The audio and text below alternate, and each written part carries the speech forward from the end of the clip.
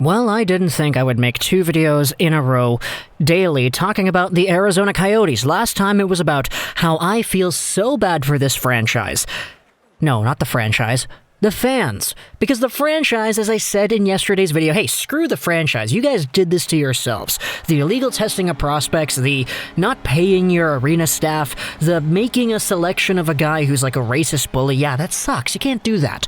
But when it comes to the fan base, because of the word that we had for the 2021 NHL Draft Lottery, should the Arizona Coyotes participate in that?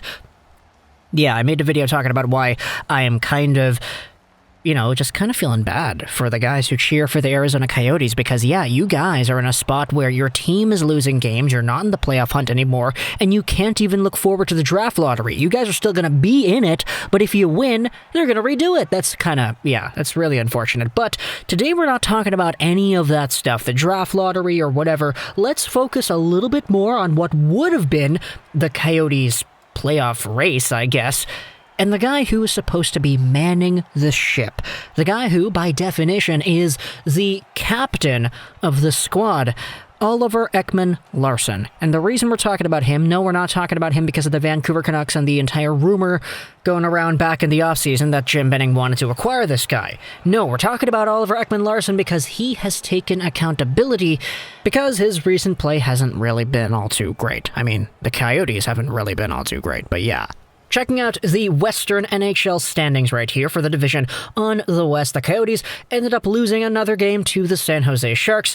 And hey, they're down here with 47 points, 50 games played. We really did just go over this yesterday, so hey, you could check the video out yesterday. The Coyotes are now in a much worse spot in their playoff race ever since losing to the Sharks for a second time in a row yesterday in regulation once again. It's pretty much the St. Louis Blues playoff spot to lose at this point as they have 3 games in hand. They're ahead by 3 points, and with the first, second, and third teams in the West, Vegas, Colorado, and Minnesota already clinching, that final spot is looking like it probably will more likely than not head over to St. Louis. And so, when we talk about Oliver Ekman-Larsson, he is the guy who is the captain of this team. The rumors going around earlier on in the offseason were that they wanted to move him because they knew that this team wasn't really in the best position, financially speaking, going into the next few years. And with the fact that Oliver Ekman-Larsson is making $8.25 million till 2027 with an NMC, yeah, it's kind of understandable to see why they would have wanted to move a contract like his. So, we had the rumors going around that Vancouver and Boston were the only 2 teams that Ekman-Larsson would have wanted to go to, and the reason he had those laid out is because he said, even though I want to stay here in Arizona, if they feel like trading me is the only way out of this hole they have dug themselves, then okay, I'll bite. I'll accept a trade to Vancouver or Boston. If you guys absolutely need to trade me, I'll be a team player and say, okay, you can do it. But only to those 2 teams, not anybody else, just Vancouver and Boston, and we all know that didn't happen. Now this season, Oliver Ekman-Larsson is playing with the Arizona Coyotes still. He is still on contract with them until 2027. He's got 20 points and 40 games played this season, which is not bad on paper. I mean, that's half a point a game. It's on pace for 41 points. He's on pace for about 4 goals on the season and just under 40 assists, so that would have been pretty good for an offensive defenseman. I mean, he would have liked to see a lot more goals. He's had 14 in the past. On pace for 4 this year? Yeah, not really good. But we had an interesting thing happen in the recent 2 San Jose Sharks games for the Arizona Coyotes. The first game was on Monday, April 26th, the Coyotes lost 6-4 in regulation to the San Jose Sharks. Interesting to note here, in the third period, starting things off at this point, the score was 4-2 San Jose. I mean, the Coyotes had themselves a chance towards maybe coming back. All you need is 2 shots to go in, right? So what happens in the third period of the Monday game for Arizona, San Jose? Well, 2 minutes in, it's Greg Pateryn for the Sharks who goes to the box. He's holding Derek Brassard, and the Coyotes then go on the power play. Wow, you guys are down by 2 early in the third. This is what you need, right? Well, give it 40 seconds, and Ekman-Larsson takes a tripping penalty on Evander Kane. Okay. Oh boy, not good. 10 minutes left in the third period here. The score, it's 4-3 now because Jacob Chychrun ends up getting his 15th on the year. Really good for him earlier on in the period. Eventually, it's Alexander Barabanov who gets his first goal as a San Jose Shark.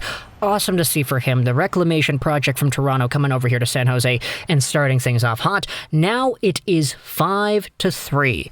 And Arizona fans are like, wow, okay, we have 10 minutes left to get 2 goals if we want to even think about keeping our playoff streak alive. So what happens after it becomes 5-3? Well, Oliver Ekman-Larsson, he takes another penalty. This one, it's 2 for tripping John Leonard. And, yeah, not good for the captain of the team, I would say.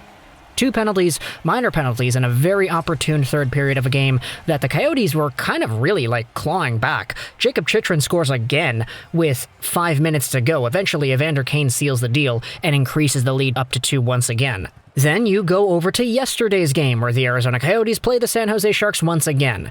Going into the third period this time, it was 3-2 San Jose. So a similar story. The Sharks have the lead heading into the third. And guess what happens 9 minutes into the third period? Hey, it's Oliver Ekman-Larsson again. He gets a hooking penalty on Patrick Marleau. Okay, that's not good. Then you give it a few more minutes. Everything is killed off. You have yourselves no goals still. The Coyotes are still within 1. And with 3 minutes left, it's Oliver Ekman-Larsson who takes a tripping penalty on Rudolf Spalzers, a very irresponsible one that could have been avoided, and one that just looked really irresponsible and kind of careless. Eventually, the San Jose Sharks score with 37 seconds left. No big deal. It's Tomas Hertl. It's 4-2 San Jose, the final score. Oliver Ekman-Larsson's out here with 2 penalties in each of the third periods of the most 2 important games that the Coyotes have played this season. And Coyotes fans have been really quick to point out all over social media, yeah, by the way, they do exist. Coyotes fans, they do exist. Just how careless, how lackadaisical some of these plays made by the captain are. I haven't seen anybody on social media receive as big of a sentiment from their fan base to strip them of the captaincy before, like Oliver Ekman-Larsson is receiving now. Just go to the Arizona Coyotes Instagram page, look at the comments on the posts they have, and you'll see every other post. It's take off the C on his sweater. Trade OEL. OEL playing like he doesn't care. Fire Rick Tocchet. Yeah, it's kind of, it's very overwhelming, the sentiment over here. And the big comments were made after the game when Oliver Ekman-Larsson was interviewed, and he said this. It's a very, very telling quote right here. The last little while we've been making a little too many mistakes, and that comes down on me. I don't really know what I'm doing out there. Big moments, I'm losing pucks out there, taking penalties. I don't really give us a chance to win. And you know what? At the very least, this is captain-like leadership over here, being able to acknowledge that, yes, what you're doing sucks. The way you're playing, it's not great.